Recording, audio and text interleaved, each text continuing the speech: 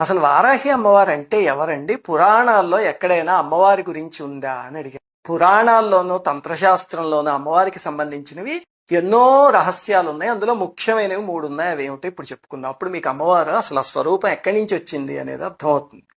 అన్నిటికన్నా ముఖ్యమైనది ఏమిటంటే బ్రహ్మాండ పురాణంలో లలితోపాఖ్యానము అని ఉందంటే లలితాదేవి చరిత్ర. మనం లలితా సహస్రనామంలో చదువుకునేది అమ్మవారి చరిత్రే కదా. ఆ అమ్మవారు భండాసురుడు అనే రాక్షసుణ్ణి నాశనం చేయడానికి ఆవిర్భవించారు. అమ్మలందరికీ మూలపుటమ్మ. అయితే దేవతలందరూ అమ్మ మేము కూడా మీకు సహకరిస్తాము అంటే, నాయన మీరు సహకరించలేరు, మీరెవరూ చేయలేరు ఈ పని, నేను నాలోంచే ఒక సృష్టిని ప్రారంభిస్తాను అని చెప్పి అమ్మవారు తనలోంచి ఒక సృష్టిని చేశారు. అప్పుడు అమ్మవారి హృదయంలోంచి బాలా త్రిపుర సుందరీదేవి పుట్టారు, చిన్న అమ్మవారు. అమ్మవారి బుద్ధిశక్తి నుంచి శ్యామలాదేవి పుట్టారు.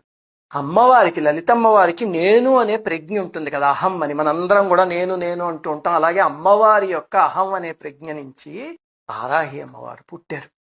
అప్పుడు వారాహి అమ్మవారికి కిరిచక్ర రథాన్ని ఇచ్చారు. అసలు వారాహి అమ్మవారు అంటే